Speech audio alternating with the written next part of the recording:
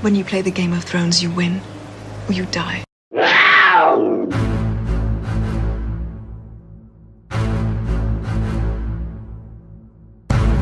Warning, this podcast contains explicit language and spoilers. This is Behind the Iron Throne, your unofficial Game of Thrones cast.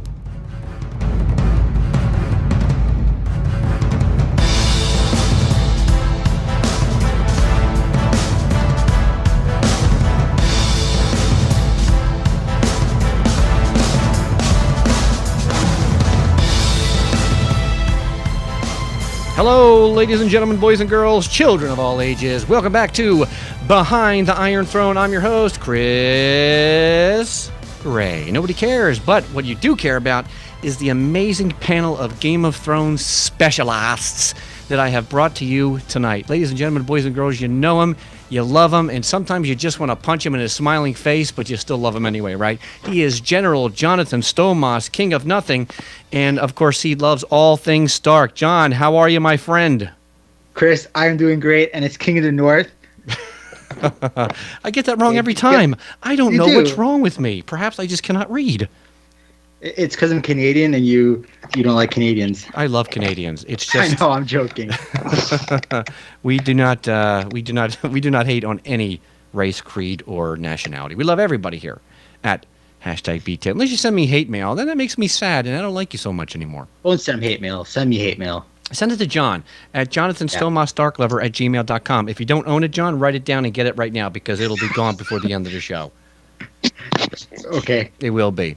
All right, next up, you know her, you love her. She has been doing a phenomenal job as our content manager. And, of course, I don't know anybody that knows the books quite like she does. She is the one true queen in the North, writer of the Sacred Parchments, and the mistress of whispers. Andrea, welcome back to the show, girl.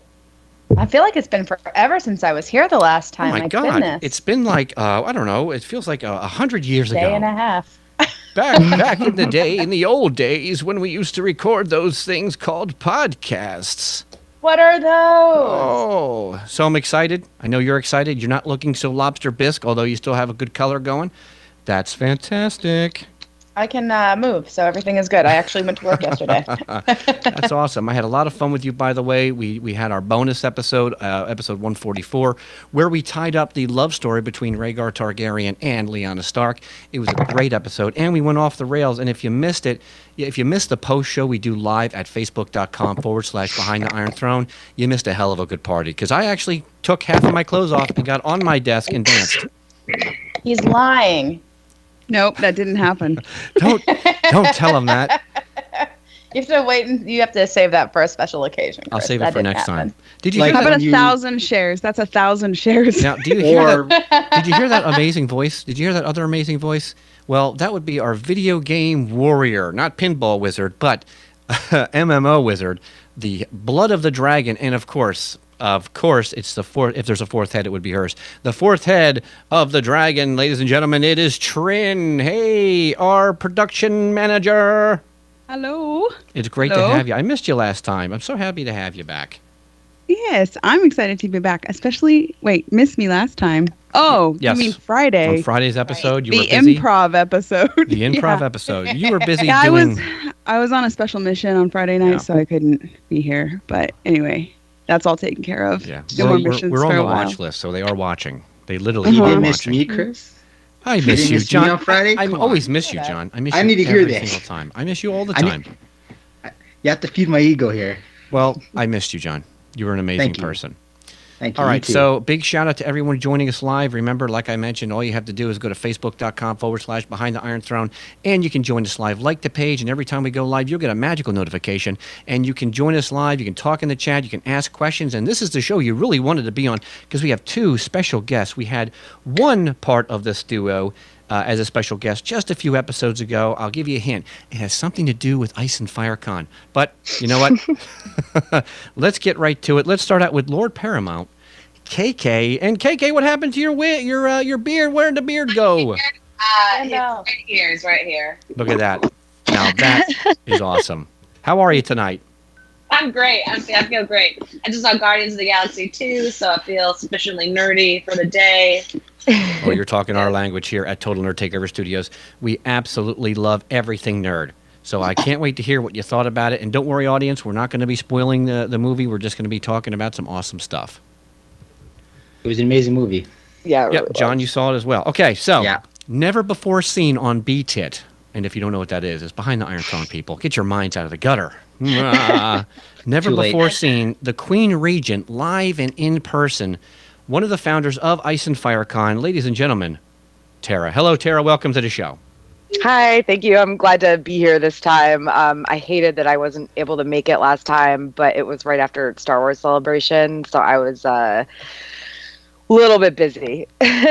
So jealous. How was the celebration? Because I really, I've never been able to go, and I want to go so bad. I had a good time. As conventions go, it wasn't amazing, just because just organization-wise, it was not great, which is surprising because the company that runs it also runs a lot of other conventions, and C2E2 is one of their cons, and I went there last year and it had a blast. So I'm not really sure what happened with Celebration, but the organizational aspect was kind of lacking, but the rest of it, just being around Star Wars all weekend was great. We rented a condo, so there was really not that much nightlife, because it's a convention center convention. There's usually not a bunch of parties or whatever. It's no Dragon Con, but we rented a condo nearby, and a bunch of our friends came over. We played games and watched the Star Wars Christmas special, which was really hilarious. That's cool. I'd seen it before, but yeah, it was. So yeah, it was a fun weekend. I live in the Orlando area, so I don't think I would travel far for it, but it was cool going with it being right up the road from me. Did you cosplay? I did a little bit. It was 4 days, and I cosplayed 2 of them. I did. My friend and I was Disney Princess Kylo Ren. That's cool. And she was I saw the picture on your Facebook. Rey. Yeah. So we did that one day, and then I did a little BB-8 kimono dress one day. It wasn't. I wouldn't even know if I call that cosplay. It was just wearing a bunch of BB-8 stuff. So Well, it's definitely better. When I go, I usually go to Comic-Con in New York. Every year. I try to go every year. I didn't get a chance to go last year. Or I go to Wizard World in Philadelphia because I have a friend who my friend is the lady that sells the Rocky statue replicas, and her father actually made the Rocky statue. So I usually, cool. Yeah, she's really cool. Her name's Robin Schoenberg-Nichols. Big shout out to her and RockyStatue.com website.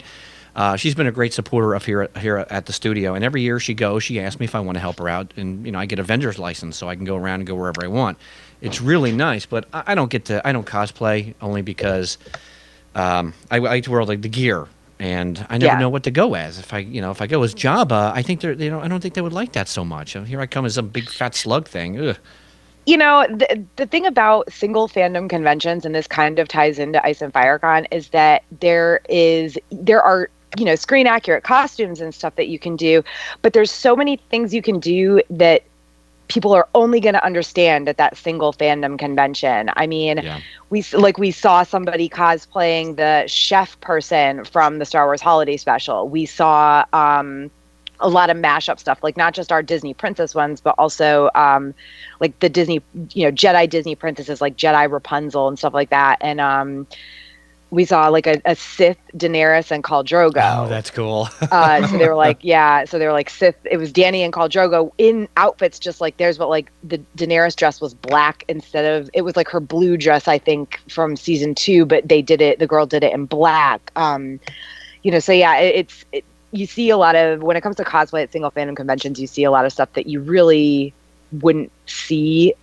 elsewhere. Maybe Dragon Con, but even there, it's still not as crazy. I want to say, everyone watching live, hey, Lord Bags, yay, Lord Bags is here too, and Mama Cheryl, and of course Gisela is here. Gisela does a lot of stuff in the background for us. She really helps Andre with all the research. We love you so much, Gisela. Thank you for being in the live chat, and she also helps to moderate. She's just a wonderful girl. We love her to death. And of course, John loves Mama Cheryl. Yo, That's Lord of Vancouver right there. You know what? Your biggest fan is Mama Cheryl. Lady. She is. Lady. She is. She She is. can't be the Lord. She's the lady. She's Lady of the Vancouver. Wardeness. Wardeness. That sounds sexy. Wardeness. We're nest of the West. Oh, hey, big shout out to Vicky. Welcome to the show. If anyone has any questions for KK or Tara or anybody else on the show for that matter, go ahead and put them in the chat and we will try to get to them as quickly as possible. We do our very best here to get to everybody. KK, it's great talking to you again. Now, after the con is over, do you feel burned out or are you ready to go at it again? It's definitely both. We're sort of riding that post-con hype into like a lot of the work we're already doing for next year, as well as our other convention coming up in October. But I mean, like, I am definitely not caught up on sleep yet. I'm still exhausted. Big shout out to Cody. Cody just joined us, another true supporter of the B-Tit family. So you did cosplay. I saw some of the pictures, but if you would tell the audience what you cosplayed as, I thought I saw you wearing a beard. Yeah, I was Mad King. I was Mad King Ares. That's I had awesome. these long yellow nails, and I wore Crocs with socks because that's the kind of person I am. I like made the crown with the 3 dragons on it. Yes, Crocs except I with was socks. a Woo! character from a medieval fantasy series, and I still wear socks. KK, if you ever get a chance to talk to my wife, please tell my wife. I love her to death, but please tell her that it's okay to wear Crocs with socks. I was cosplaying a character who like gets off on burning people alive, so I don't know if that's necessarily a ringing endorsement for the fashion state. She won't know the difference. She has. Her and I are the complete opposites. I'm the biggest nerd this side of the Mississippi, and she is completely the opposite. I'm like, yeah, Star Wars, woo! When my wife was pregnant, I wanted to name our son Maximus, Spartacus, Luke Skywalker, Darth Vader. She's like, no. She knew Darth Vader and Luke Skywalker. I'm like, come on, let's get some of that in there. But now she lost her shit on that. But I'm glad to see you back here, and with a big smile. So you cosplayed as Mad King Ares and another character as well? Yeah, Saturday Night Terror and I were Team Casterly Rocket. Oh yeah. Jamie and Kurt as Team Rocket. So we had like elves on our shirts, and I had like a little lion, I guess, like my Pokemon. And it was so fun. And like the worst part is I really want to wear that costume again. So like I either need to do it with UKK or find somebody to play Jamie/James, but I also spilled wine all over my costume. Oh yeah, someone spilled wine all over. I'll do Jamie. It was probably me. 'Cause I think I was dancing with I should have brought my goblet in here. I was dancing with a giant open goblet. That's cool. So there's like no way that I don't know what I was thinking. Red wine in a giant open goblet when I'm wearing all white. Not smart. That's awesome. I love that. I when I watched Trin, when you did the interview, you guys were all definitely. I love the cats in the background of the video too. I love cats. Cats are awesome, and they're random as hell. They'll just show up anywhere. Like the one that your dark cat was all over your head earlier. Yeah, it does. That's okay. He likes when I talk. I'm not really sure. He's really old. So like whenever I sing or talk, he'll like get up and like drape himself over my shoulder and like press his head against mine.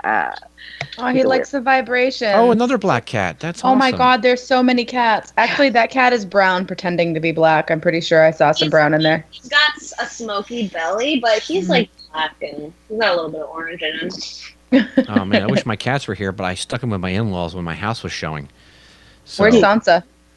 I was just asking my husband, like, where's Sansa? Go get Sansa. It's cat time. It's cat time. It's finally Everybody cat show time. off your cats. Yeah. He's my shadow baby, actually. So when I cosplayed Melisandre, I gave birth to him. Oh, nice. Nice. That's awesome. My cat's at my mom's place. This So should it's not be really your cat then? It's like your mom's cat. It is, but she like. So I moved into a bachelor, and it was too small for my cat. So my mom took her, and then when I moved into a bigger place, she won't give him up. I'm trying to get it back. So. Possession is 9/10 of the law. Well, in America, anyway. Lord Bag says that's why you should have brought moonshine. Nice. Jacob says, wasn't Joffrey dancing with a giant goblet right before he choked on his pie? And Jay Angie said, I named my ginger Sansa too. Oh, that's My funny. dog is Drogon. I just don't understand why no one's named their black cat Balerion the Dread. Cody says there's a dirty joke in here, but I'm going to leave it alone. We have some volunteers. Yeah. Oh yeah. We have a Meraxes. We have a Sir Duncan. Oh, that's I think cool. there's a what's the Bolton's cat's name? Walder. Yeah.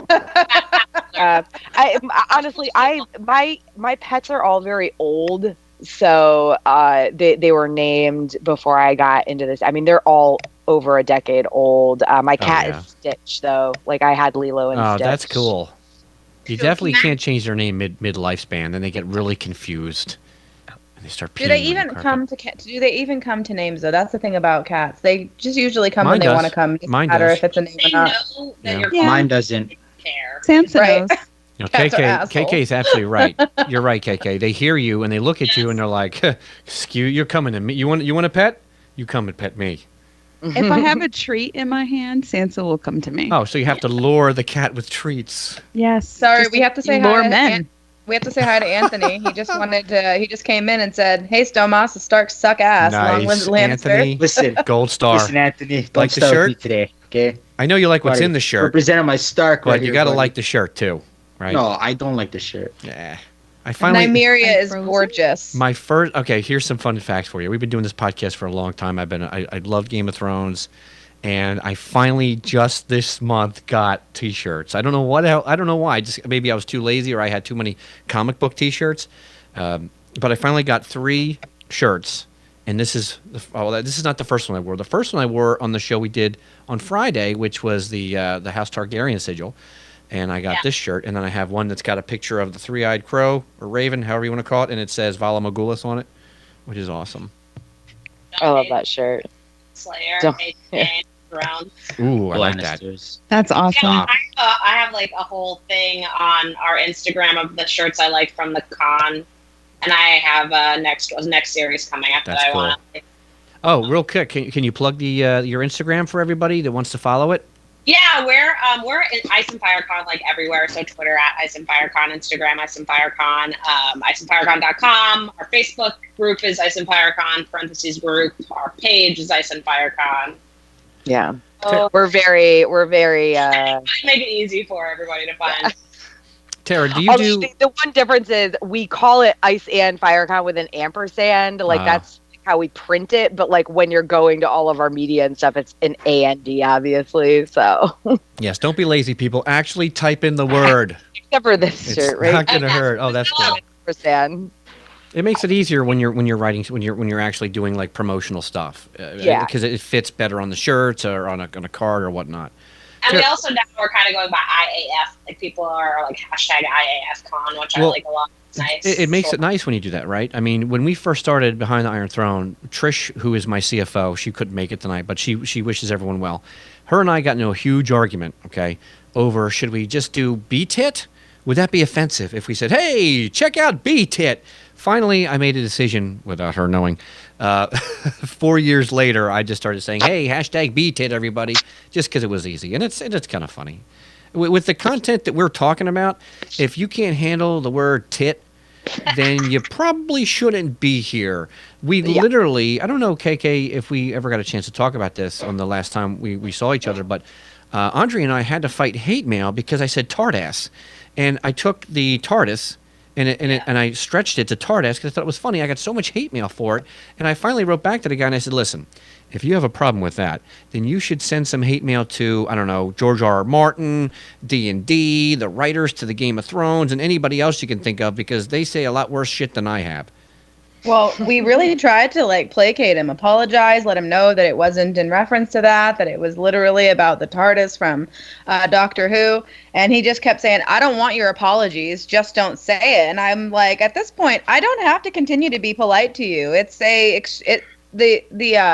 The podcast description says that it's an explicit podcast. Yeah. You know what I mean? Like, Plenty you of don't want to words. listen to an explicit podcast, then you should find something that's more PC for you. Yeah. I'm like, but I mean, in the books themselves, they use the word niggardly. I'm like, that doesn't offend you? I mean, I'm just saying, That doesn't mean what you think it means. Though it means No, it annoying. doesn't. It doesn't. No, it doesn't No, it mean means that. cheap. It means Right. it means stingy and cheap. Yeah. Or But stingy. but- Yeah. but but he goes, no, well, they shouldn't say that either. That's disgusting too. And I go, okay, well, this is Game of Thrones, friend. Like, get over it. So Johnny in the chat says, haters gonna hate and haters gonna hate. Nice. That's true. Like that. And they hate us because they ain't us. So, Tara, do you do anything other than Ice and FireCon? Is there any other stuff that you're a part of? Any kind of projects? Oh yeah, well, I mean, KK and I are. We also run Saga event planning, which besides Ice and FireCon also has Beach City Con, which is a Steven Universe convention. We have that one is new. This year is our first year. It's happening in October. But outside of that, I write for the Geekiary, covering like a bunch. KK does as well, actually, but covering a bunch of stuff for them. I haven't reviewed Game of Thrones in a while, but I actually just finally wrapped up my stint as the Walking Dead reviewer for them because I've been doing it since season 4 and I'm tired. But I write. I do a lot of convention recaps and stuff for them. I cosplay, but it's like a for fun thing. Mm-hmm.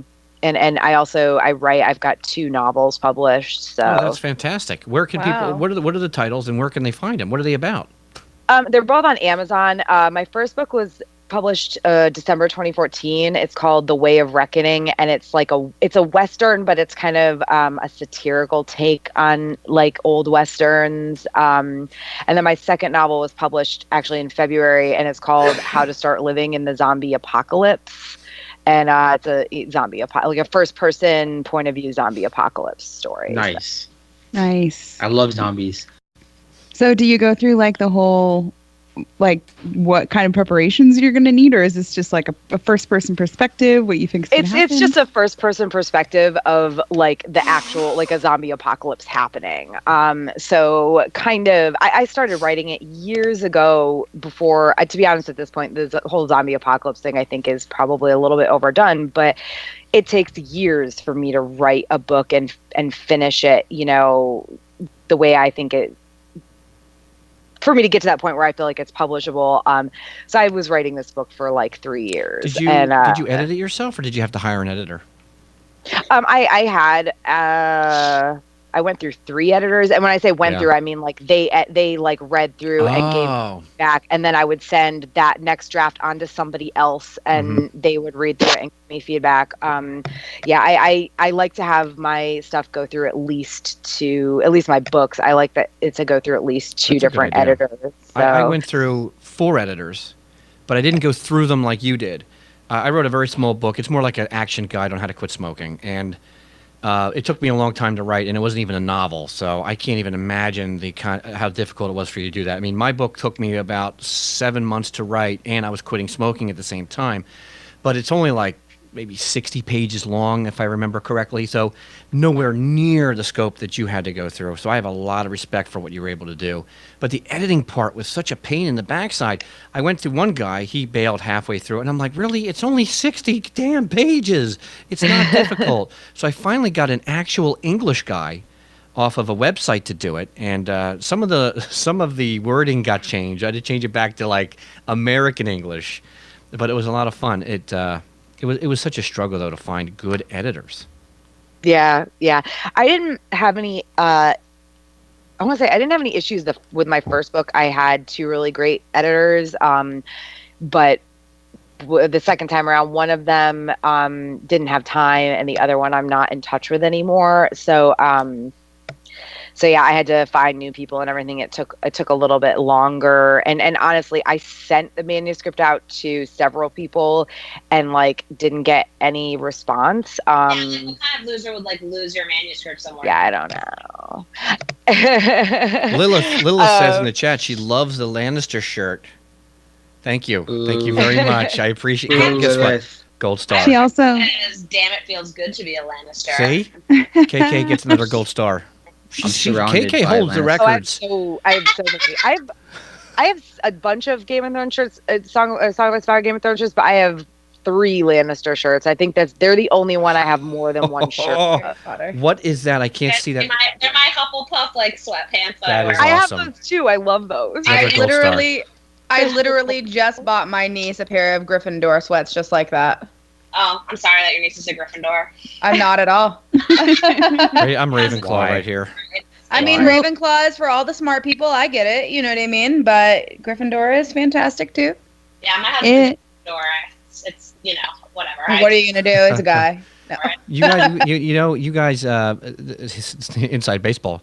John is not a Harry Potter fan. Yeah, exactly. John knows nothing about Harry Potter. While we're on the subject, that's he is worse than Muggle. Yeah, definitely.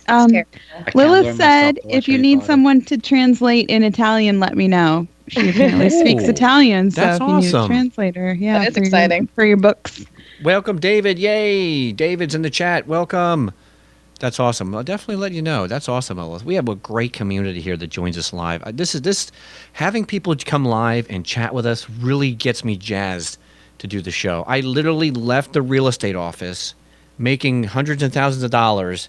I had to tell her, look, I got to go. Give me the damn papers just to be here because I love the audience so much. We had to write, and of course we have the amazing KK and Tara here on the show too. Now, KK, quick question for you. We're going to get into some more Game of Thrones stuff just a second, but I love doing the real candid, the real improv conversations.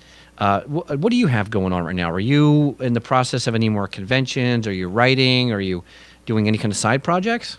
Yeah, I mean, I just finished up a full second draft of a novel, and I'm having people read it right now to give me feedback. That's awesome. And we, of course, have our other major convention event in October, which is Beach City Con. It's a Steven Universe fan convention. Still going to be pretty intimate, but it's quite a bit bigger than FireCon, so that's kind of scary and exciting at the same time. Things never stop for Ice and FireCon. Like, I was just talking to the people, the wolves I want to bring next year, the wolf ambassadors, because they'll come and bring their wolves and talk to our attendees about conservation and stuff, which I think people would be interested in. We had to book all of our stuff for next year already. As the organizers, we need to make sure our rooms are taken care of. And I just want to take a nap, guys. I just want to. Of course, after our podcast, after we drain more life out of you. No, I tell you though, even though we're the same way, my team and I, we work our butts off. If we were to stop doing it and just take a break, we wouldn't feel right. It's just so much fun to do. It takes a lot out of us, but our fans, our audience, our community, they do appreciate it. Even if the silent people don't say it, they really do. So that's awesome. Andrea, you crack me up. You're so pushing that. For the listeners, she keeps writing in how many shares we have to go before I have to drink. Canadian whiskey.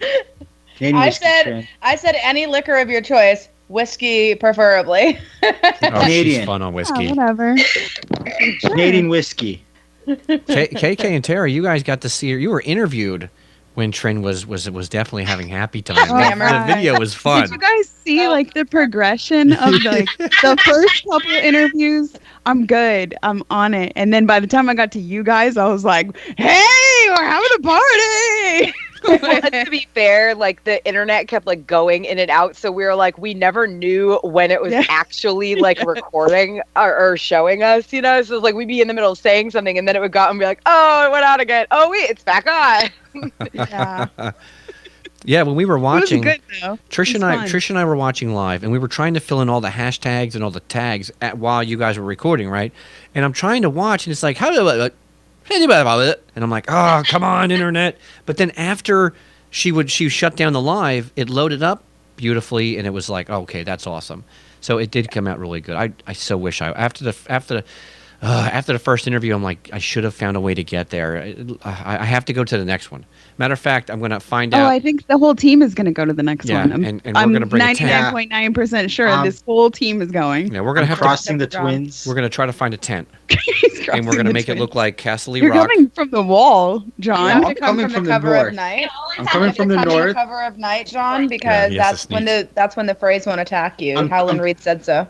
I'm coming from the north. I call my banners. We're crossing into the south. We already have at least, how many Canadians were there this year? 4? There were at least 4. And I don't know, other people who didn't tell us they were and the authorities didn't come and arrest them. I'm just kidding. Whoa. I'm just kidding, John. You know I'm kidding. Did anybody bring a moose? Did anybody ride in on a big bringing the moose? And I'm riding on the moose. So you're cold hands then, essentially. I mean, it's not elk, but it's Right, bird. close enough. And we're going to bring a Corn. goat. Well, just so you know, we're bringing a goat with us. It's true. Oh yeah, we are bringing a No, goat. an actual, not a goat like an animal, but a person. We call him His goat. name is Goat. Yeah. Yeah. Figure I tricked you out a little bit. Yeah, like yeah, we should have him cosplay. I'm doing the Vargo turkey, by the way. I think we could talk him into doing it too. Yeah, I think so. Lord Bag said a blow up moose. Nice. Isn't that Vargo? You know, I actually saw cosplayers, and it was 4 guys with the freaking I'm blanking out. They had a blow up doll, and it was naked, and they had the robes of the faith militant with the chains and everything, and they had like put some paint or whatever, and they were walking down the street with this naked blow up doll, going shame. That's awesome. Shame. Nice. I thought you were Yeah. actually talking about something you saw at Ice and Fire. No, that would have been epic. That would, Well, That did happen. because that did happen. oh boy, that's awesome. We had a blow up sex doll to represent one of our friends who'd been coming since the first year, but like couldn't make it this year, and Aw. people dressed up as the not so silent sisters. And So I have a question for you guys, because I've been following your Instagram and I was there and I saw the pictures. What was the meaning behind like the face that was like like, Oh yeah, that's that's everywhere. that's Marty. That's our friend Okay. who he's been coming, and he's been a volunteer, and he was actually on our small council. He stepped down this year because he wanted to be like just an attendee from now on, which is like fine because he's done so much hard work for us the past several years. He's actually a really good friend of mine. I was his manager at Disney World like a decade ago. So I was his boss, and then like we both, went our separate ways work-wise and remained friends. And he came to Ice and FireCon, the very first year, and was, came ever since, and was a volunteer and a member of our small council. And this is the first year he wasn't able to make it. He just had too much going on. His brother is getting married and stuff. So yeah, we some of our other friends who know him real well and everything took this blow up doll, and they took that piece of paper, or like laminated piece of paper with a really obnoxious picture of his face on it, and taped it to the blow up doll. And also in our mock election, he was running as Martin Lannister. So yeah, so it was literally just a friend of ours who couldn't make it this year. But honestly, that's what happens when you attend Ice and FireCon regularly and then can't make it for a year. So be warned. That's awesome. The community is everything. It makes things so much more fun. for real. And I mean, one of everyone's favorite parts of the con this year was Old Nan. But like, besides the fact that she was just a delight in and of herself, I think it speaks to our community that like an 80-something-year-old woman can have such a great time like at this con. Like, she's Old Nan. She nailed it. She nailed it. Yeah. I went back and saw a clip, and she like killed Nan.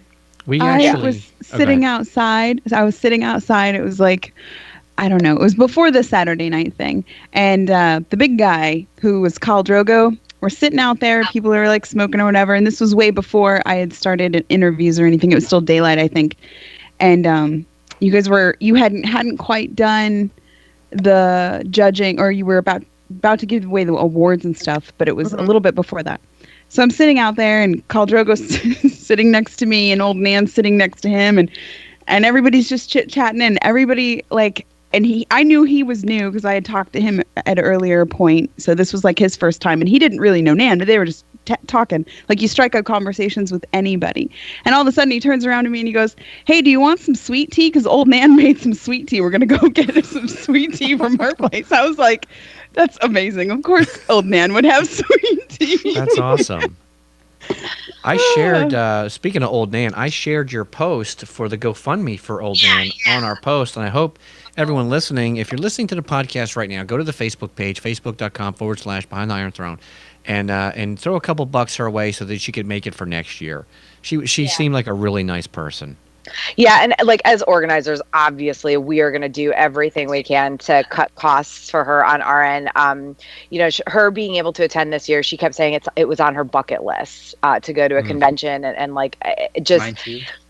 the fact that she, you know, came and you know she's an elderly woman. She's on, I'm sure, a fixed income and everything. And since we're moving so far away, she's probably going to have to fly next year. You know, so that's a very big added cost and everything. So yeah, we're gonna do everything in our power to bring her back. Because honestly, like what a way to spend like your golden years. You know what I mean? Like. You're letting loose and doing what you love. Now, it must be difficult to figure out which venue you're going to choose. You know, obviously there's financial. It's got to be difficult. I have one word. Eerie. That's where we were. We were in the Eerie.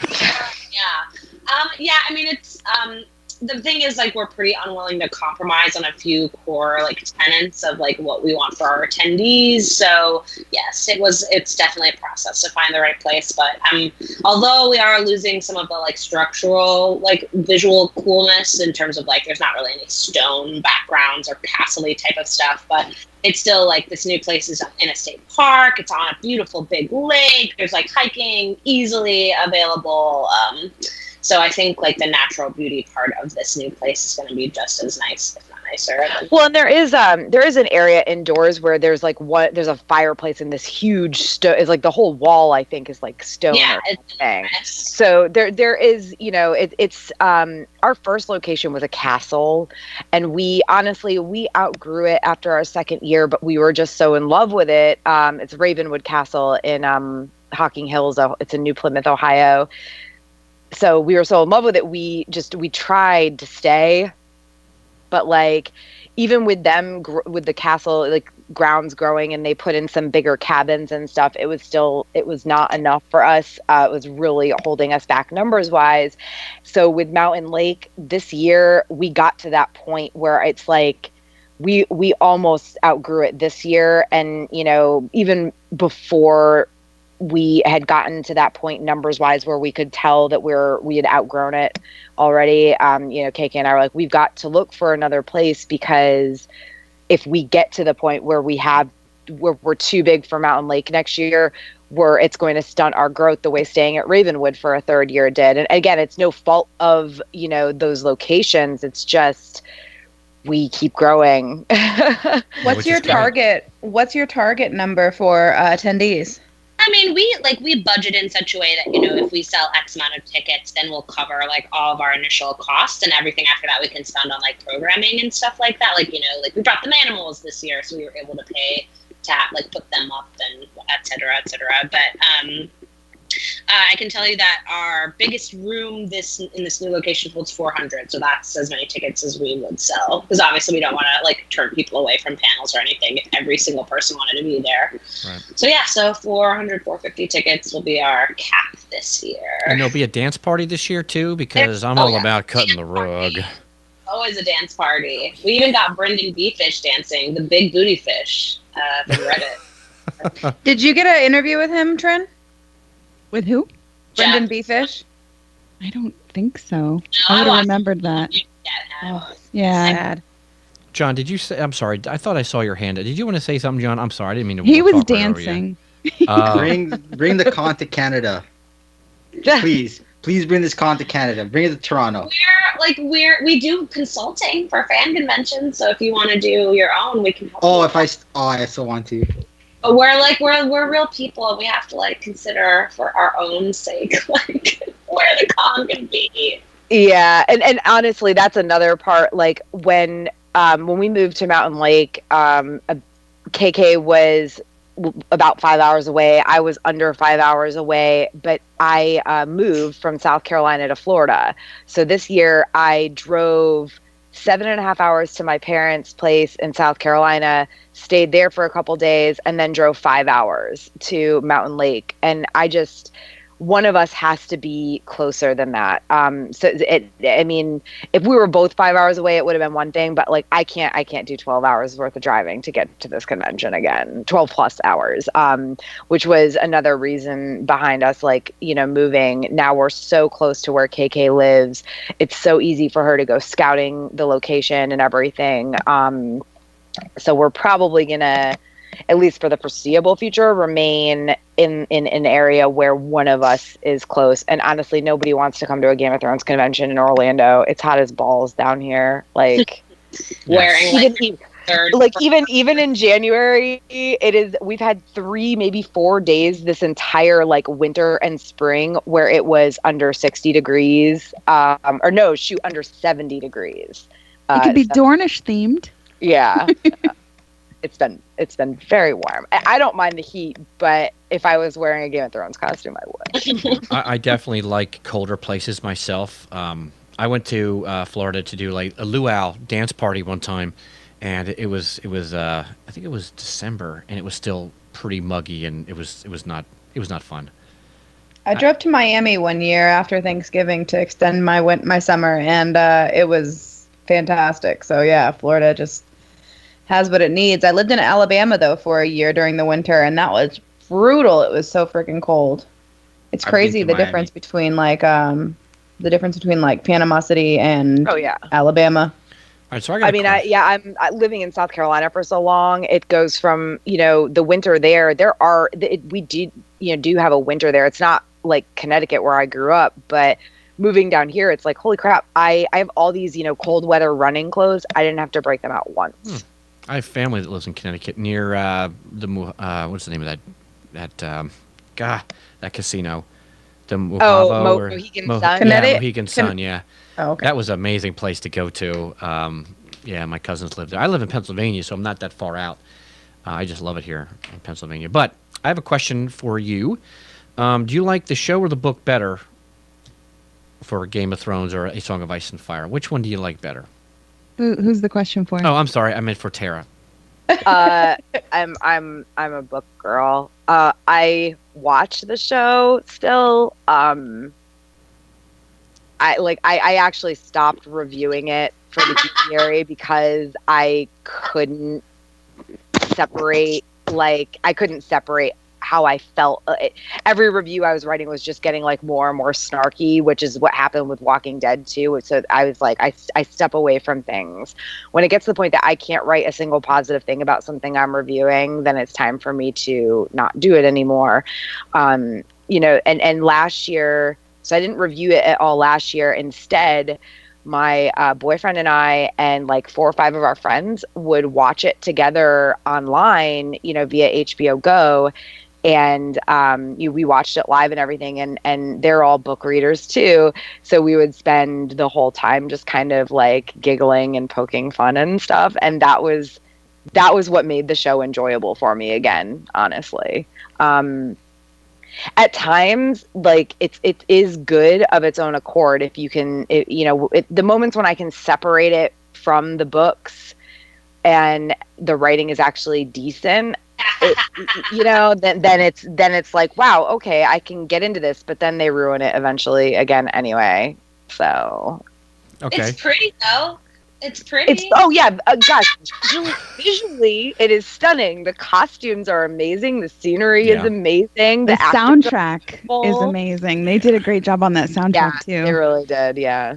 Okay. So my whole beef with the show is that it's a soap opera, but it doesn't know that it's a soap opera. Like, I think as long as it knew it was a soap opera, then I would totally enjoy it. But the fact that like the producers, like they're like Benioff and Weiss, like think that they're making the best show ever made, like it affects my ability to enjoy it. You know, I watch plenty of like ridiculous, silly genre soap opera television, and it's just fine. Trin, did you see our Benioff and Weiss performance? You're welcome. Yeah. Yes. Yes. That's funny. Well, you know, it's funny because it is the most pirated show, and they put up some pretty big numbers. But yeah, I could definitely understand your points. And KK, you feel the same way too. You're not really a big. That's awesome. I I moved on. Okay, Gold I star. finished my Red Sox drink. Now it's Star Wars. Nice. Gold star for Tara. You get a gold star. It is water. So, are you sure that's not Okay, straight no, vodka? just kidding. Well, you got the wine right there, right? Yes, I'm drinking wine and also straight vodka. That's how I roll with water. My kind of girl. That's boss right there. That's Game of Thrones boss. No, I mean, we'll have to. Unfortunately, right now the recording I have is the sound of the song is amazing, but the visually, like the visual recording, for whatever reason, like did not download very well. So the one that's up on YouTube, the visual portion is not the best. It's a little fuzzy, but I'll send you guys a link or something. Oh, that would be awesome. If any of your fans are like book over show people, then they will enjoy it. Oh, we have Cody lot had of a really fans. good comment. He said, I came to the books from the show. Yeah. I guess it's allowed me to separate the two. And I think that book people like yourself take it for granted that it's really the show's brought so many more people, like absolutely. millions Like, and millions. Absolutely not. Like I would never ever shame somebody for It's a lot of for fun. enjoying it, outside of the books, or for especially for like if you watch the show and that led to you reading the books, dude. Like, please, that is amazing. I love that. Yeah, That's what happened to me. I'm not at all. I am not at all like a one of those people who's gonna shame you for not reading the books first or something. That is not me. But I just personally, I just enjoy the books more. John, did you want to Yeah. KK put it great. Yeah, Like, I read the books after the show, after season 1 too. So, but you were saying a soap opera. That show is more political show than a soap opera. It can And be I- both. and I mean, used- People, that's true. especially if it's Yeah, soap opera, like it's okay that people hear soap opera and they think bad, and that's not what I'm saying. No. It's a zombie soap opera. Like, Yeah. it's okay that it's not. iZombie? Did you just say that? Oh. No, it's Walking Dead. John can't say anything about soap operas because he watches the wrestling I soap watch opera General Hospital all the time. I used to watch General Hospital before my night that job. too, yeah. So General Hospital. I But- like Get Away with Murder, right? That's like the lawyer murder soap opera. Like I like, like there's just all sorts of Viking soap opera. 100. oh, absolutely. Yeah. Like- I love the Vikings. I do Yeah. too. Great show. The writers don't. Well, we do have some listeners that maybe haven't read the books yet. Now, I got a really good alternative. From reading the books, you can actually listen to the books. How would you like it if I told you listening live right now, or if you're listening after the fact, that you could support your favorite podcast here at Behind the Iron Throne Studio, and you could listen to any one of the books that you wanted to that are out right now? You get them on Audible. That's right. I'm going to give you guys a very special Audible bonus. 2 free books for a 30-day trial, and you'll help support us here at the studio. I will put a link in the description of this video, or I'll just post it in the comments so anyone watching during the show or after the fact, like an on-demand thing, will also have it in the description of this podcast. I'm just going to play you a little bit of this Audible. I'm listening to A Feast for Crows right now, and because I don't have time to read, I just don't have that kind of time anymore. So I like to listen to Roy Dotrice in his his very strange way, kind of act out all these characters. Here, let me play a little clip for you, Pitar. and here it goes. 1,000 ships? The little queen's brown hair was tousled and uncombed, and the torchlight made her cheeks look flushed, as if she had just come from some man's embrace. Your Grace, this must be answered fiercely. Her last word rang off the rafters and echoed through the cavernous throne room. Seated on her gold and crimson high seat beneath the Iron Throne, Cersei could feel a growing tightness in her neck. Must, she thought. She dares say must to me. She itched to slap the Tyrell girl across the face. She should be on her knees, begging for my help. Instead, she presumes to tell her rightful queen what she must do. Oh, you gotta love when we're talking about Cersei. She's one of my favorite characters now, anyway. Ooh. So you can actually listen to this. You're listening to this podcast anyway. You might as well get into Audible. 2 free books, 30-day trial. There's no obligation, and you'll support us here at the studio. I'll also have other links in the description of this show if you want to buy maybe a show from Amazon, or a show. You can buy the You can buy a Totally got a T-shirt show. from the Amazon. If you want to buy one of the shirts, like the shirt I'm wearing, I got it from Amazon.com. I think I paid like $13 for it with Prime shipping. I'll have all the links that you can use to support us in the description of the podcast and in this live video show. And if you're not watching live, facebook.com/Behind the Iron Throne. Now, thank you so much for your time. The commercial is over. We're paying the bills, and we'll go back. So this way, everyone can listen to it if they don't have time to read. And I think, KK, you had brought this up in a previous in our interview.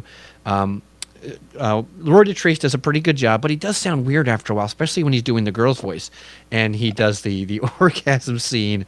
What's her name? That's just blows my mind. The way you did it on the show just made me laugh out loud.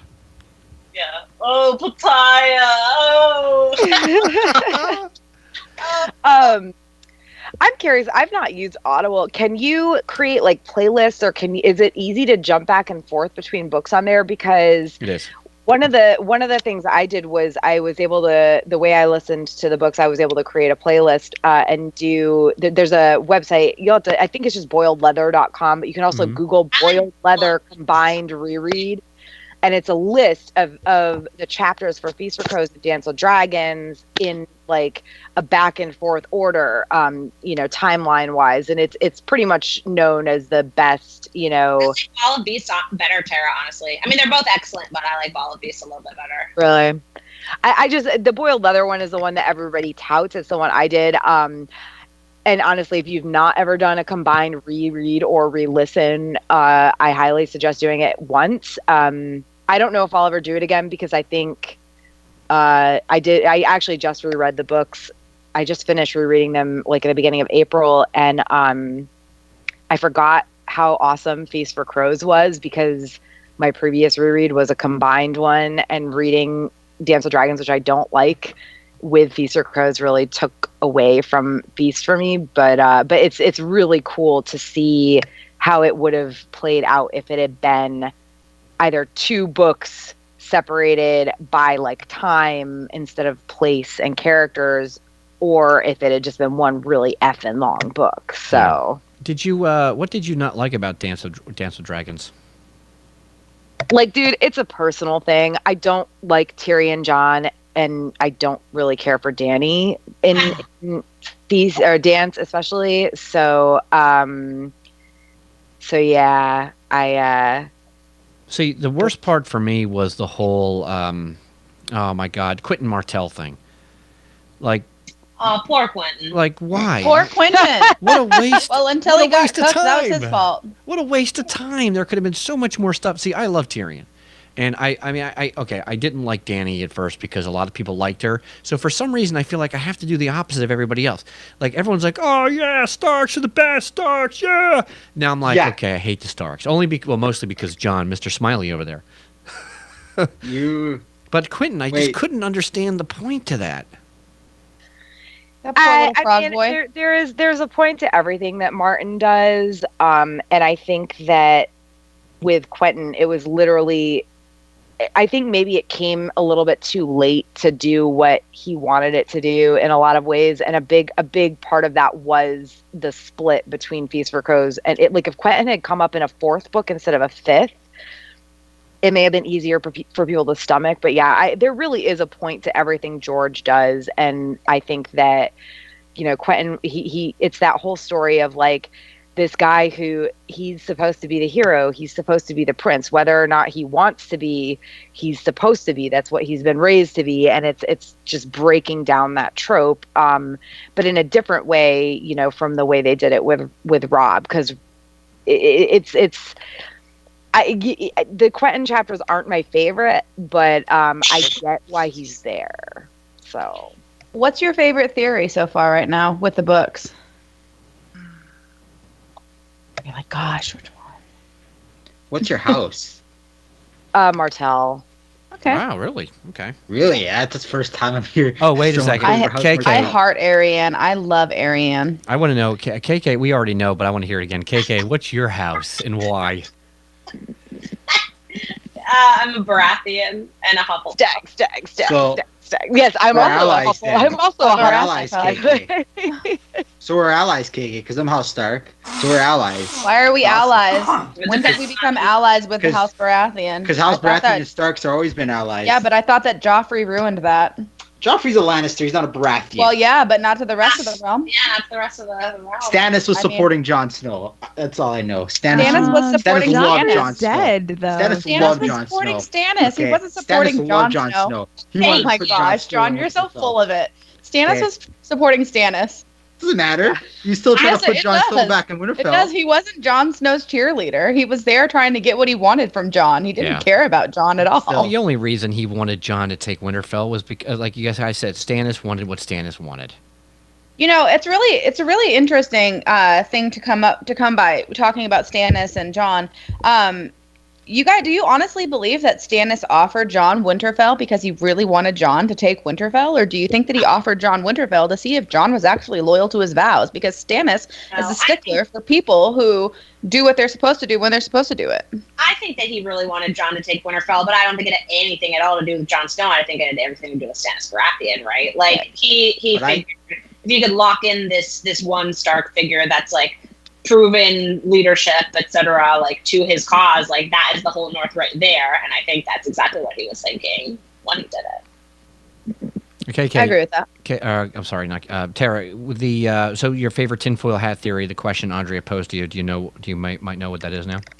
Oh, I mean, tinfoil hat, or just something that you came up with reading the books. Oh, there you go. I everything that I could possibly think I came up with, I then searched and found that it already exists, honestly. Yeah, that's my problem too. Tinfoil hat theories. The thing is, like, there's a lot of crazy. I guess my favorite tinfoil hat theory, just because it goes so beyond ridiculous as it grows, is like the Merling theory. Like, oh, Varys is a Merling. Oh, Lord Manderley is a Merling. Everybody's a Merling.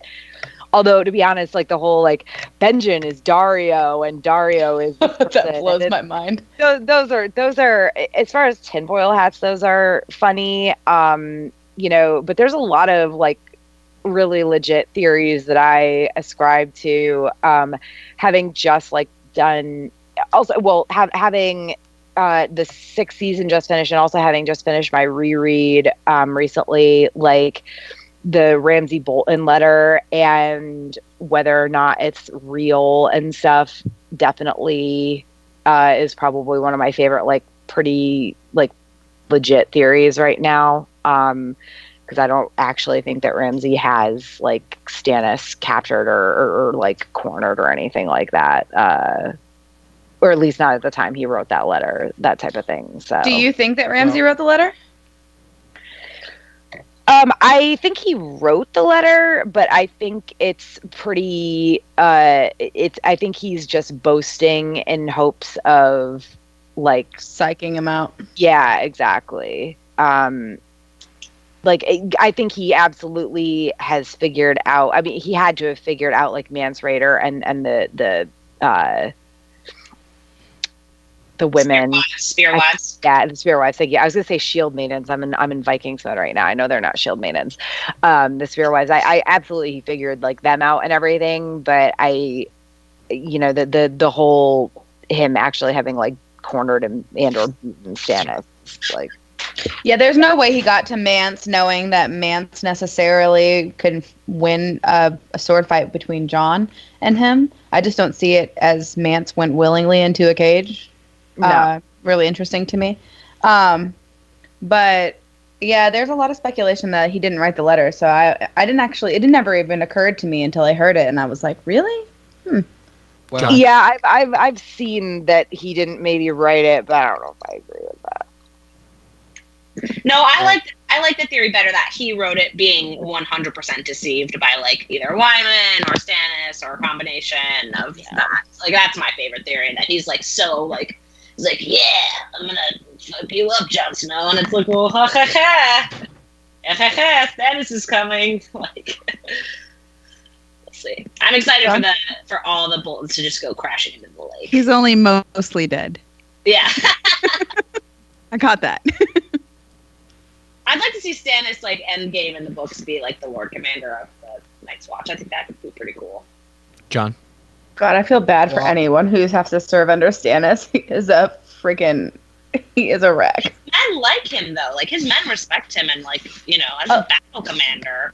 A lot of people do, and I'll give Stannis that, absolutely. He definitely knows what it takes when it comes to commanding an army, or even running one period. I mean, he's got that in spades. He just doesn't have personality at all. John? Stannis is a boss. I love Stannis. Oh God. Yeah, I said this before in the podcast. Come on, man. Like, he sees his entire fleet blow up. What does he say? I'm like, send the ships. And he's like, and then the guy goes, hundreds will die. That 100 goes thousands. I'm like, come on. And then he sees a freaking army and he just takes out his sword. He's like, and he's like, oh, that's awesome. Stannis is a badass. I love Stannis. I wish he was still alive in the show. Yeah, but that's kind of like having liquid balls when you're fucking trashed. He thought that he was protected by the Fire Bitch, who wasn't there, and apparently could have saved everyone had she been there. You know what I mean? Like, Stannis had a little bit of false courage going on there too. I don't believe that Melisandre being there would have changed anything. No, I don't think so either. Stannis would have won that fight if the Tyrells hadn't shown up. That's it. Yeah, I agree with that. I've said this before, but I mean, I love Stannis. Chris's favorite theory though is Jaqen H'ghar is Syrio Forel. No. Okay, he loves this theory. Okay, your favorite. And he's a vampire. Theory. I'm not. And he's Benjen and he's Dario. Don't forget. Oh my God, it drives me crazy. Wait, Some who? of these He's things I read. Benjen and Darkheart. Oh no, I said Darkstar? Dario. I'm joking. I'm joking. I don't actually think these people are all these people. But yeah, the Jaqen is Syrio is Benjen. Benjen is Dario. / Eddard Stark. How about Exactly. Rhaegar as Mance Rayder? I like that theory. I don't like that theory. I would be happier with Rhaegar. I would be happy with Rhaegar as Jaqen H'ghar than Rhaegar as Mance. Oh my God, that is like. I have not heard that one, the Jaqen H'ghar Rhaegar one. I like it though. That's something out of my head just now. I mean, it could have. I mean, it could be somewhere out in Reddit land, definitely. But there's this obsession with Arya that just keeps coming up, and I feel like it has a lot to do with her figuring out who she actually is, and that has a lot to do with Rhaegar and Lyanna in my mind. I mean, there's definitely connections. Do I think that it's true? Absolutely not. Tara, do you have a favorite character? My favorite is probably Sandor, but and this is book characters, man. I couldn't that's tell fine. you who I give a crap about in the show. Sandor is probably my favorite. Jaime is a close second, and Sansa is a close third. Gold Star. And when I Gold say star. close, I mean like sometimes I vacillate between like whether or not I like Sansa better than Jaime. But it's like I love them all, almost equally. I would die for a Sandor point of view chapter. Like, Nice. That would mean he would die, though. I mean, I would die. Yeah. At this point, he would die. KK, who's your favorite character in the books? Sansa. Oh yeah, that's right. We talked about All that. battle Lannister twins. Gold Star.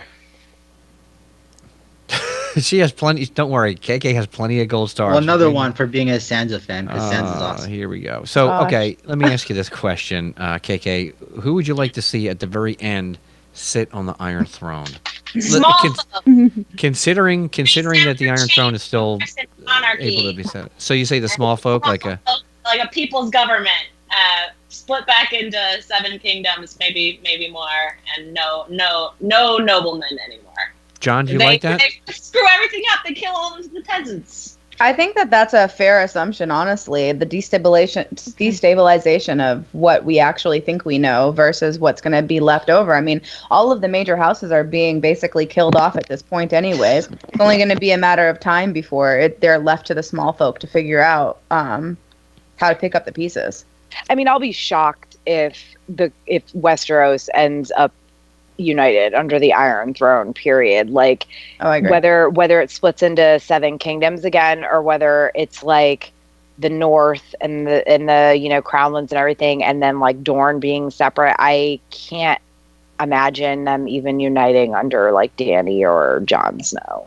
I think they're both gonna die. Also, No, don't say that. I don't think Don't that's say going to that. happen. I mean, that's just me. I think that Dany's for sure dying, no matter what. Jon is not dying. Well, John's already dead, so. John's not- what is John- dead may never die, but comes back There's stronger. Well, didn't George said that when for his writing, only 5 of the original characters make it to the end. Wow. So it's depending on which 5. Tyrion. And he said it's going to be bittersweet. It's going to be Tyrion, Jaime, the Hound. As I think the Hound is the prince that was promised. Stop, Chris. Stop with crackpot theories here. Well, you've. I don't think Jamie is gonna live. Jamie's dying. I hope he does. But No, yeah, I don't think so if either. Sansa dies, I will riot. I will I too. will hold my own personal riot. Make sure you put it on YouTube, and we'll share Well- it across everything we have. I think Sansa and Tyrion are going to get back together, and they're going to be left on the on the Iron Really? Throne, and Jon and Dany will die. Tyrion, Jon, and Dany are all no way any of them make Jon? it to the end of the book. Yeah, is John gonna has live. to make the ultimate sacrifice. So Well, it's interesting. It's really interesting. Tyrion, Jon, and Arya have the most chapters in the whole entire book, and in the whole entire series. Dany has quite fewer in comparison to the other 3 that I just mentioned. I'll be shocked if Martin kills off Tyrion because he's favorite. his favorite. Yeah, he's very much written, based on his own personality and stuff. I thought it was I'll be Sam. shocked. That's I'll what be I shocked thought. if he kills off Arya because Paris, His his mom. wife, I mean, his wife. requested that he not kill Arya. Nice. Yes. Well, I thought that Sam was also like to have his some character fullness. as well, but I've been hearing the Tyrion. Oh, real quick, big shout out to Steve. Welcome to the live show. Yay, Steve! This is great. Great conversation. I think Tyrion is who Martin wants to be, and Sam is probably closer to who he is what I've right. heard. And in case anyone's listening and you're saying, "Oh, that's because he's fat." No, it has nothing to do with that. It's the way that they behave. I just love how people throw that in there every now and then. How come Sam has been walking around for 6 seasons and he's still fat? Why does that even matter? Yeah. What difference? Also, have you seen Lost? Like, Yeah. Yeah. Because he likes food and he doesn't like to work out. Gosh, it's a habit. or there's like a million other things going on with his body. You know what I mean? Like, there's plenty of people out there who remain heavy no matter how much You they could have a thyroid are problem. active. We don't know. I mean, being fat's valuable in the North, guys. I don't No know. kidding. Like, Unless you're Come on. near Craster's Keep, and if he's hungry, he may gut you like a pig. Well, he's dead now, so. Yeah, so it doesn't matter. But what is dead may never die. some really incredible Wyman Manderley Craster fan fiction written at the Bad Fan event at Ice and Fire Con. I missed that, and I was really sad about that. This is the best it's ever been. We had a lot of fun. We really did. Do we have copies of that? I don't know. I mean, there John? were casters there, so I think someone recorded it. John, are you leaving us? Yeah, I gotta go to work. So Aw. I just want to say one thing. Jon is gonna become king of everything. Is split back up into 7 kingdoms. Tyrion's gonna become Lord of Castle Rock. Okay, that's what's gonna happen. That's I'll 3 see you things. later, Chris. Yeah, I hear you, pal. That was 3 things, by the way. Okay, I'll see you guys later. See you, pal. Thanks for being on the show. Nice Bye, talking to you. John. See you Bye, guys. John. There has Bye. never been anyone on God's green earth that loves the Starks more than that man that just left us. Not one person. I could not pry his mouth off of Jon Snow's ass if I had a crowbar and a Mack truck pulling. Rigby. It's disgusting. Sorry, my dog just scared the crap out of me. Yeah, I was gonna say, are you okay? It looked like you were a bit fall out of your I chair. put my hand down by my chair, and like my dog was there, and I didn't know, and he licked my hand. It's like, what the hell is going on here? So I have to tell, my husband just told me his favorite tinfoil theory or hopeful theory is the Bran warging into the ice dragon, which Yeah, would be cool to see. I think That's- we're getting that no matter what. I think it has to happen. I mean, I was actually talking about this the other day in one of the group pages. They keep saying, what are the meanings of all the direwolves' names? Well, summer is summer, so that means that Bran will bring winter. I mean, will bring summer back. And I go, or summer is summer because Bran was a summer child, and when summer died, the white ravens flew, and then winter came. And Well, if what we're would Grey talking- Wind be? Well, that's a good question. I'd have to go back. I think that they associated Grey Wind and Ghost as basically the same almost. So Jon and John and Rob both will die being stabbed. Basically, they're a representation of how their characters or whatever. But I was saying that I think that George is all about balance. So even with fire, there's ice, and there's really no difference on which one's more powerful because they both can cancel each other out. But too much of one is a bad thing.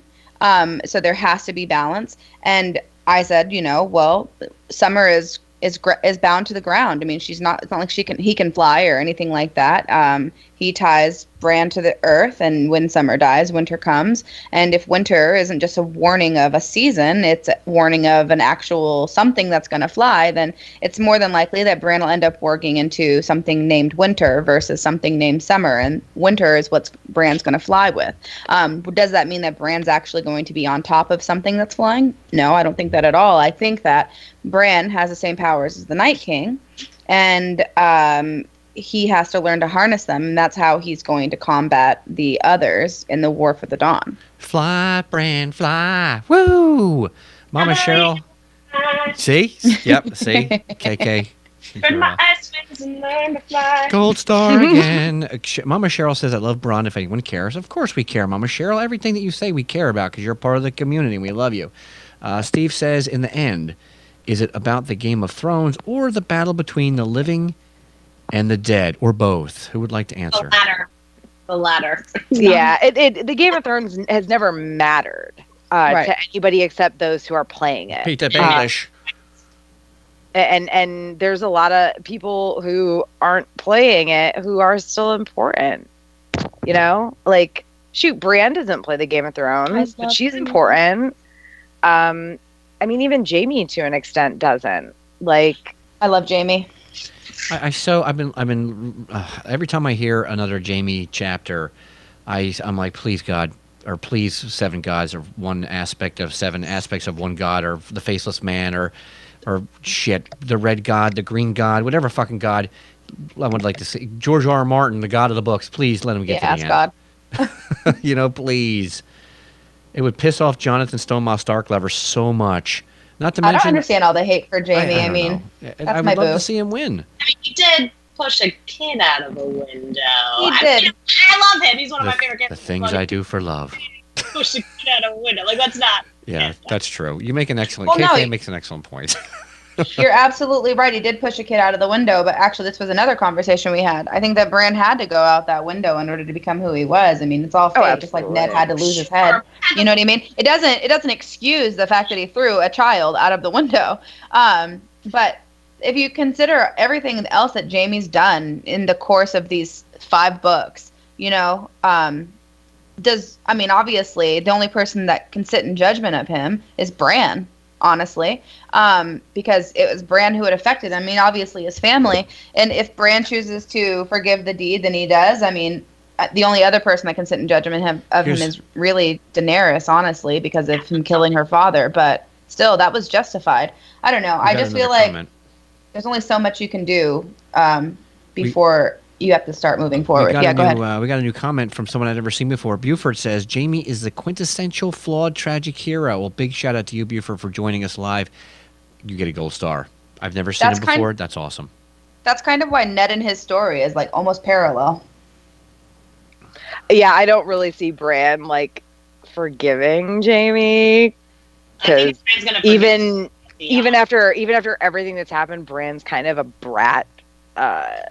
So you don't like Bran either? I don't like Bran. Yeah. I can't stand him. His chapters bore me, but even beyond that, I really can't stand the way he treats Hodor at all. Yeah, he is kind of a little kid, so he doesn't. I don't know. And he grew up a little lord. Yeah, but he knows what he's doing is wrong. He says it several times. Oh, yeah. In his last chapter, he says that he's not supposed to be going into Hodor's body, but he does. But he doesn't tell Mira and Jojen that because he knows that he's not supposed to do it. But it's fun for him, basically. He can walk again. Okay. Who here doesn't like Jojen Reed, the Dream Creeper? Please, KK and Tara, agree with me that he's a Dream Creeper and you don't like him. There's a gold star in it for you. I have no feelings either way about Jojen. Yeah, he's fine.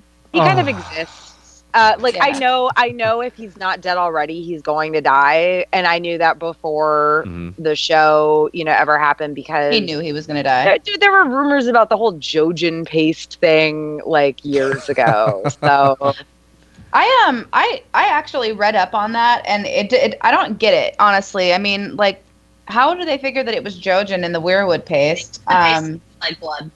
That's why. Well, yeah, but I mean, weirwoods drink blood. I mean, they literally just absorb it. I don't necessarily think it's true. Hearing that theory was kind of what got me realizing, like, okay, if he's not dead yet, he's dying. Hey, you guys, I'm so sorry. My computer is like really about to die, so I gotta go. But thank you so much for having me, and Tara will keep you. Yeah, we love you, KK. You're always welcome on the podcast. Nice Bye, KK. It's always fun with you. I would even watch an episode of Game of Thrones for you guys. Awesome. Keep in touch with me, please, on Facebook, so we can have you back on soon. Watch one of the Uncharted ones, therefore it's not like a book ruining show for you. Okay, cool. Season 1. Season 1's the best. Yeah. Season 1 is the most accurate. The Icon of Ice and Fire. Yes. Oh, I see. I'm an Ohio State fan, so we're obnoxious. I love your logo down on the bottom. What is that? It looks like a. Sorry. It's like the dragon and the wolf. Oh, that's cool. It was actually designed by a girl named Trista. She was one of our original volunteers. Eventually an organizer. She stepped down after last year's convention. But yeah, it's just a meld of the dragon and the wolf. And honestly, we have like this. I don't know if you can see it even. This was our very first year gift to our attendees. We hadn't decided yet what we were doing, as you can clearly see. So you can see like the dragon with the fire. You can see the wolf that looks like with the wind.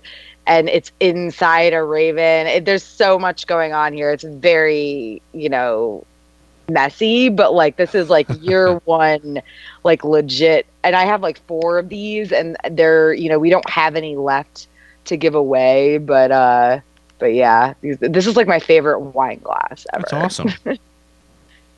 I saw the interview where you guys were talking about them, and I was that's so cool. I love that. I love that emblem. On the it's YouTube, fantastic. Yeah, I love a lot about it, but it also has just so much going on. Like, it was clearly it could never be our full-on logo. Kind of like we were a convention of Ice and Fire, and then we were like a con of Ice and Fire. And eventually we just Ice and Fire Convention, Ice and Fire Con, because the more time that has passed, we had to kind of streamline all of our, media and everything. And as fun or as themed as a convention of Ice and Fire is, it's not really like the easiest to say, and it's also too long for a lot of social media. So, well, when we started the studio, we're the Game of Thrones podcast, but the studio that owns all the copyright is called Total Nerd Takeover Studios. So I told Trish we needed to make it smaller, so it's T Nerd T to make it easier. And then when we came up with the logo, we hired a guy to come up with a logo, and he took the TNT from the television show Ted Turner, whatever, and they basically turned it blue and tried to sell it to us. And I'm like, whoa, pal, we will. Y'all are gonna get some copyright infringement, right big there. time. And you know that guy Ted, he's a prick. He will sue the pants off of anybody. So we finally got the circle with the N and the T's in the background, and it just looks phenomenal. And then we had the Behind the Iron Throne stuff made, but coming up with the logo and making it simple for people to have, it's a lot more of a pain in the ass than people give it credit for. Like, you ever see those apps on the App Store where it's like, you can make a logo, here's a $2 app, and you get it, and you're like, yeah, I can't wait. And you start making a logo, and you're like, wow, this looks like clip art shit. This looks terrible. It's very frustrating. Yeah. We got lucky. We have several. We have had and also still have several graphic design people who work with us, who have volunteered their services, and this isn't even us asking them for it; it's them offering. Keep them around. Gold. They're like gold. Yeah. I mean, that they do our banners. They do. They like the logo. It's been set for years. So I mean, even the first year we had the wolf and the dragon, and I think it was the second year that we put them together. I don't think I have one with me here, but we had like shot glasses our second year, and it was the combo Wolf and Dragon. You know, so that was the first year they were like together, and yeah, it's once we had that logo made, and it's great because it's a circle, it's easy to put everywhere. Yeah, I love the circles. I like that you guys named it Ice and Fire Con. It rolls off the tongue. It's really easy. It's really great. And I love the new logo. And you said something about the banners earlier. And when I was at the convention, I saw you guys in the main room that you did like the panels and stuff. You had banners hanging around, and they were all the separate house banners. Did one of the volunteers do that, or was that something that you guys had made specifically? We like one of our former organizers who stepped down, you know, personal reasons, whatever. Several years ago, he made the banners, and when I say he made you know, files like picture PNG files or whatever, and we got them printed at Staples. On like vinyl. Yeah, it was. We're talking. This is like maybe 24. It was either late 2013 or early 2014. It was after the first year, but before the second year. And Staples was having this huge sale where you could get those big, like 3x5 banners for, I think, it was less than $10 each. So we got nice. We got all those banners for less than $100. Yeah. So, and honestly, I use Staples. I have a couple different banners for like when I'm a guest at conventions to hang at my booth and stuff like that. I just wait for like a sale and then, you know, get a big vinyl, you know, banner printed. So. Yeah, it was cool because you guys had all the different houses. Yeah. You had the Kraken for Greyjoys. You had, and it didn't say the house name. Weirdly enough, we're missing a Targaryen one. I have no idea where it went. Like, but we had one in my room. But I mean, we had one in that same style, you know, that sort of vertical with like the emblem in the middle, and it looked like fire sparks in the background. It was really cool, and I have no idea. Targaryen is the only major house we're missing. Like, I have no idea where it went. Well, it's amazing. A lot of people don't ever realize the cost that's associated into having a booth at a con or. Like, this stuff is expensive. I mean, I don't even want to tell you how much all the equipment in the studio costs. I don't even want to try to guess at what it costs to get these conventions going. And a lot of people don't understand that a lot of our fans in our community do, when they'll come up and they say, thank you so much. And we get in the comments section all the time, like, we love you, thank you so much, we appreciate you. And we get donations, and it makes a huge difference. But some people, they just don't get it. They think that it's just like, it's done.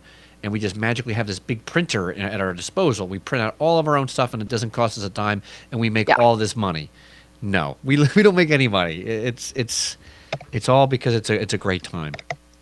No, yeah, our conventions are like not for profit. So every penny, like KK said, like we budget. This is kind of secrets of the trade here, but we budget, you know, based on so many tickets. So if we sell more than that number of tickets, it's almost like pure profit for us. But all that money goes back into the convention. Like the money that we made from our silent auction this year is going to go to upgrade our sound system before next year. Oh yeah. Like we've already, you know, and I worked in accounting for 7 years, so I know like QuickBooks and everything. and if I hadn't done that, I don't know how I would be running this as a business. Well, I don't know how. I have a CFO, my business partner Trish, and we put a lot of money into this equipment. We don't make any money. I mean, all the money we make, I put right back into the equipment, into the licensing fees, and into all that stuff. We don't. I finally took, after 5 years of this being officially in business, I finally took a check for myself for $250 to help pay for my new Apple Watch. Yeah. We everything that we do, like all the money that we make, goes back into making the convention better, and we. It's the little things. Like, you'd be surprised. Like, we probably spent $300 in like little office supplies for this year, mostly because our numbers had grown so much and we needed more than what we already had. But also just generally, like, you know, yes, we can save some of this stuff for later years, but some of it gets used, and it's gone, and when the next year comes around, we have to purchase it all over again. And the ultimate goal would be to make enough money where you could do the nonprofit part. Well, if you could do a for-profit and still be able to donate money, you can make it a full-time job doing conventions, having a great time doing what you love, and being able to give to a worthy cause. I mean, that's what we would like to do here at the studio as well. That would be the ultimate goal. So you can have more time to, arrange the convention. You can have bigger venues because you could actually afford it, and you can make it a full-time job. Just imagine what you could do if it were full-time. It would be so much fun. Do what you love. Yeah, and I mean, really, like, while Ice and FireCon by itself isn't my full-time job, right now, like, my fandom stuff is my full-time job. Like, my writing, my public speaking, which is all fandom, my cosplay stuff, Ice and FireCon, Beach City Con. This is what I do on a daily basis. I make a pittance monetarily, but like I was very lucky. I had a really, really good job for many, many years and saved a lot. And also like I purchased a home that I now rent, so I'm able to kind of bolster, the fact that I'm not working like a 9-to-5 job with that stuff. But, it's a lot of work. I've been doing this for, I don't know, 7 years. And if I hadn't had these other things going for me, there's no way I could survive. Well, becoming an entrepreneur, which is what we are basically, is a job where you give up the 9-to-5 to work the 9 to 9. You're always working. You're always trying to make it better or trying to figure out how you're going to make it meet. It's not quite as glamorous as they make it out on all the fancy Facebook posts or the commercials. Yeah, I'll say this. KK is like she is literally my other half. She works the early mornings usually until like her hours are maybe 6 or 7 a.m. until probably 3, maybe sometimes 4 p.m. She doesn't usually have a ton of free time on weekends, whereas I'm on the other end of that spectrum. I prefer to work like 10 or 11 a.m. to like 9 or 10 p.m. and then I work weekends. My weekends, it's like I went and saw Guardians of the Galaxy yesterday, and that, 3-ish hours that I spent driving to the movie, being at the movie, coming back, I came back and had 3 hours worth of work to do to make up for being away from my computer. I understand what that's But the thing like. is, I don't question it or regret it at all. Because you just love it. It just feels good to do. Yeah, I would rather do this. I sat behind a desk and I paid my time, man. I'm 34 years old. I'd rather do this. Oh yeah, I can understand that. Now, if it wasn't for my great team here, I have an amazing team that makes this podcast amazing. I mean, I do the hardware and shit like that and whatever. But without people like Andrea and Trin and John and Gisela and Goat and the other Chris and Yardley and even Sam, who hasn't been around in a long time, and Alex, and everybody that's been involved in Total Undertaker Studios, I wouldn't be able to do this. It's because of all these talented people I surround myself. I have no talent. Literally, I am talentless. Maybe I'm a pretty face to some people. Maybe I'm an ugly face, but or a scary face. But I love doing it, and with the support of all my volunteers, that's what makes this studio, this podcast, and of course the community all worthwhile. So I totally get it. And my better half hasn't been on a podcast with me in a while, but without her, I would have no money because I would be like, ooh, a new microphone, buy it. Now I got to go through my CFO. Castle tent. Let's do this. let's just buy it. Yeah. By the way, Tara, I want to know your thoughts on this because Chris has this crazy cockamamie idea that he's going to get some sort of castle tent so that we can like pitch this castle tent at the next Ice and Fire Con. Please say no. Well, here's my idea. Here's my pitch. It probably depends on what their rule. I mean, if you want to pitch it to camp in, I'm not sure that's allowed. Here's the idea. If you just want to pitch it to take pictures with, I'm going to pitch a tent, right? I'm going to pitch this tent. Get your mind out of the gutter, people. I'm pitching this castle tent, right? And inside is going to be the cameras, the mixer, the studio equipment, the recording chair, seats, and a little bar stool, like a little bar so I could lure people in with alcohol. And I'll say, hey, come on in here and tell everyone how much you love Ice and Fire Con. We're going to record it. We're going to put it on the Facebook. We're going to be on the podcast. And they can record in a nice, somewhat quiet, more quiet environment. And it looks like a fucking castle. Because clearly my awesome interviews. No, we're still going to...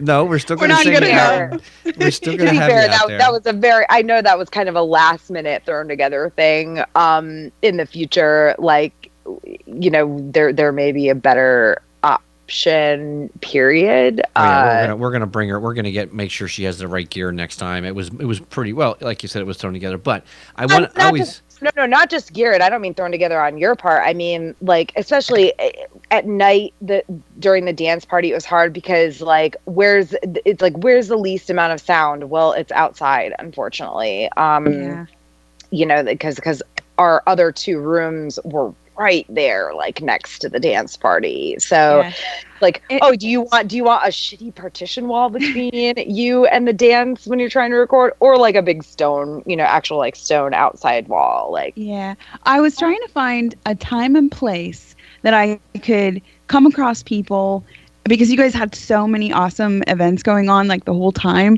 and so I didn't want to interrupt an event or interrupt a panel or interrupt one of the many events that you had, but at the same time I wanted to catch people, and so I thought, well, I know everybody's going to this place at this time, and it was everybody was there.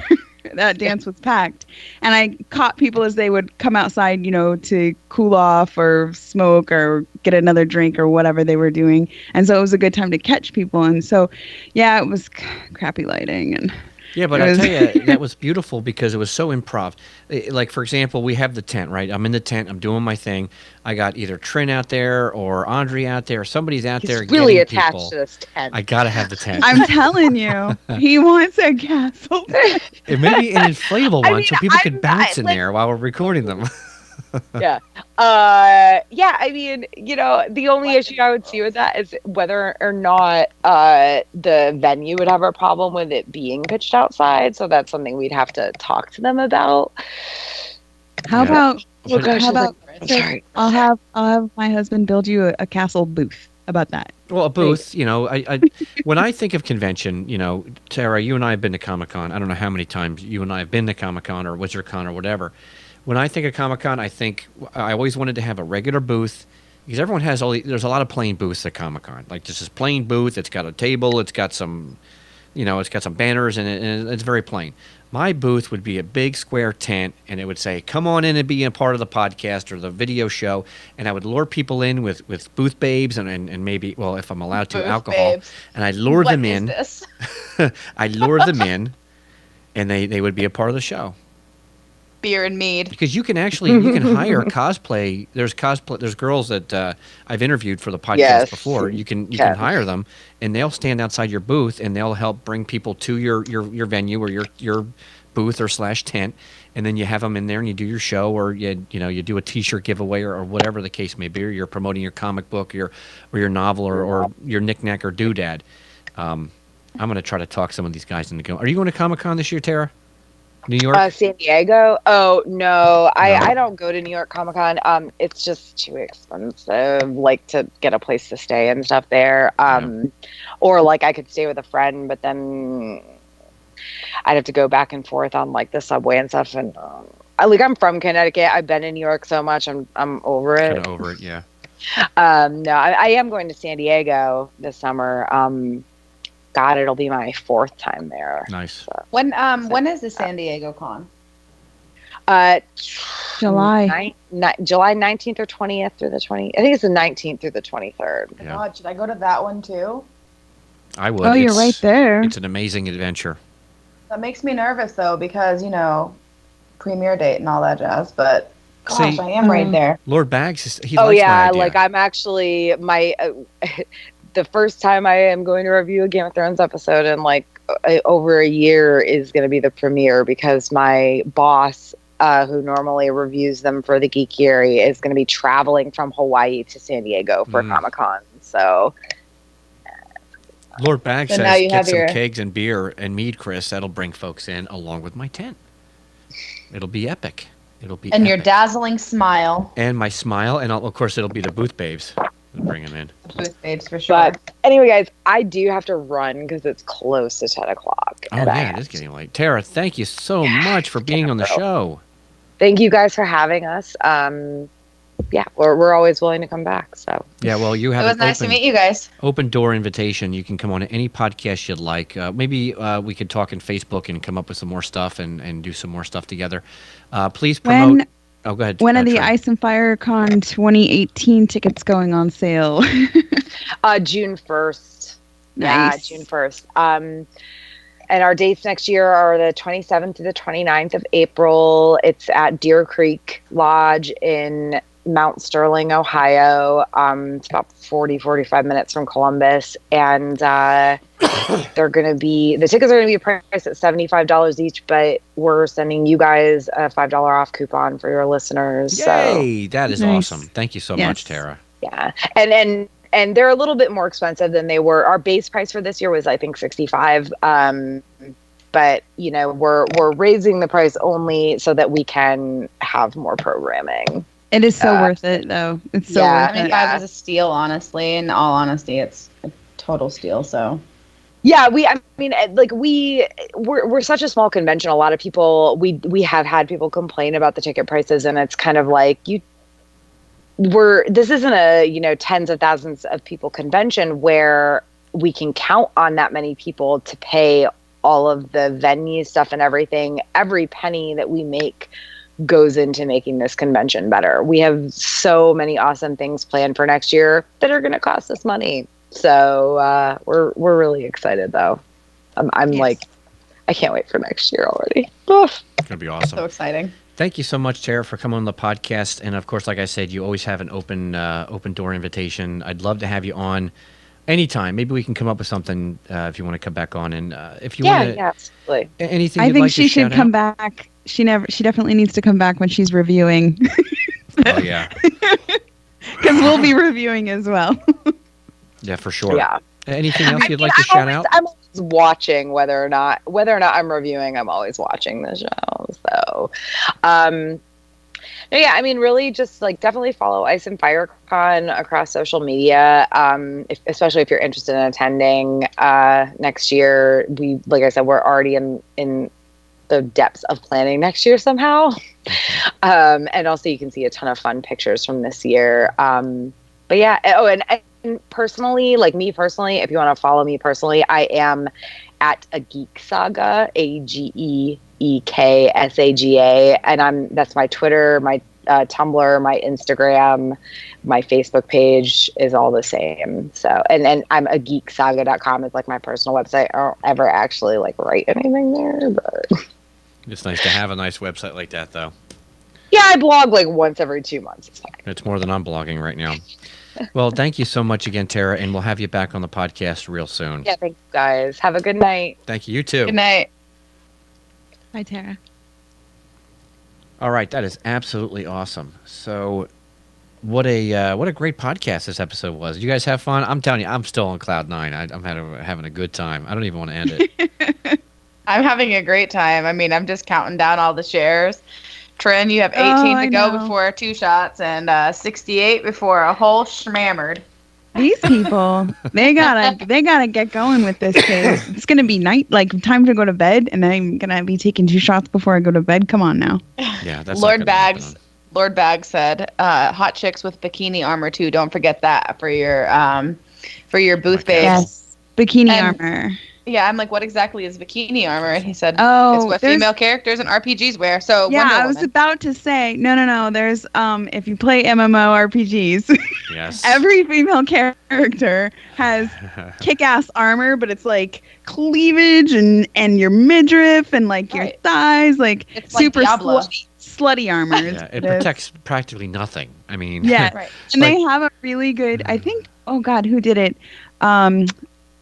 What's the name of that? The BuzzFeed or something like that did one of those videos where they do like they make fun of it, and it was it was these people like a male adventurer walks up and he's like, "Hey, good sir, I finished this quest," and he's like, "Oh, and here's your plate armor," and he gives him a big piece of plate armor, and then a girl adventurer comes up and she's like, "I finished the same quest," and he's like, "Here's your," and he's like holding like a bikini, and he's like, "Your plate armor," and she's like, "Really?" this will protect you.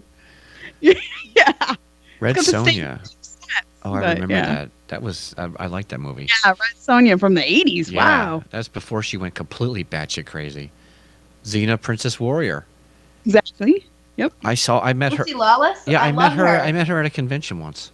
Well, I met her. I kind of bumped into her, and I was like, "Hey, I bumped it." You when you go to conventions and you have a media pass or you have a vendor's pass, you bump into a lot of celebrities. It's funny too because you have to act like you're not blown away, otherwise they kind of you're gonna have a problem. So when I bumped into Patrick Stewart and he doesn't really like to be touched, and I'm like, "Oh shit, it's Captain Picard," and he looks at me and he just nodded. I'm like, "Nice to see you. Okay, I got to go my way too. I'm very important and busy as well." I'm like a fucking nobody, right? And here's Patrick Stewart I bumped into, but he's a pretty fucking cool dude. Anyway, we had an amazing show. Andrea, thank you so much for being on the podcast, girl. Oh, thanks for having me again. As always, I'm always happy to be here. Doing a phenomenal job. I'm still editing my laughing werewood face. Apparently. Oh yeah, that you're still working on that. That's pretty I'm still fantastic. editing it. I don't. Every time I'm sitting here, I'm just like, okay, let's doodle on this a little more. That's awesome. So, would you want to give a shout out to our group chat, our group page?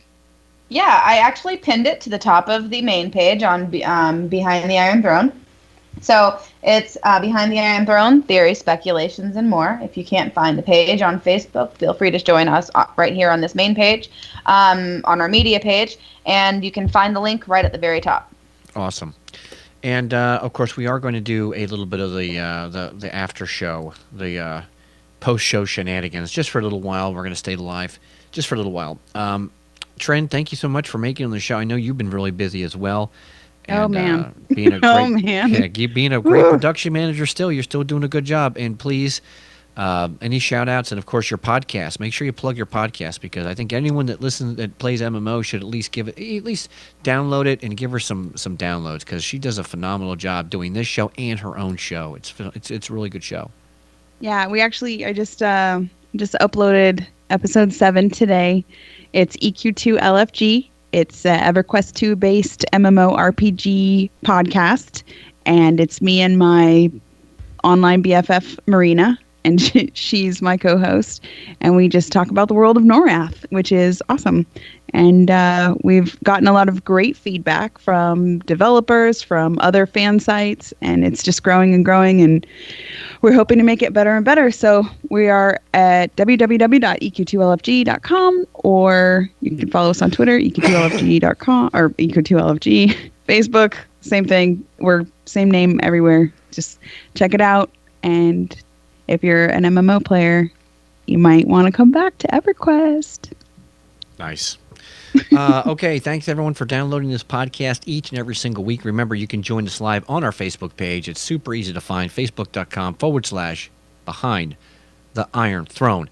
Or you can watch the show after the fact. It's basically on demand on the page. We have a lot of fun doing it. And, of course, if you're live, you can always comment and chat. Now, really quickly, I just want to mention that I am in the process of selling my home. I literally sold it today. We are now in contract. My wife and I are going to be looking for a new place to live, and in the meantime, if for some reason the podcast doesn't make it to the live stream, I'm sorry. We will try to make it up to you. I might have to live with my in-laws for a couple weeks. I'm going to do my very best to make sure we have some kind of live show or some kind of show.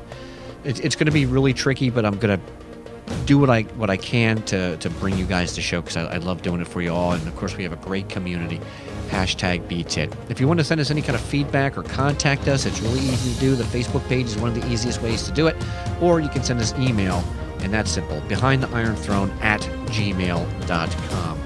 So, to everyone out there, an amazing community. We love you guys so much.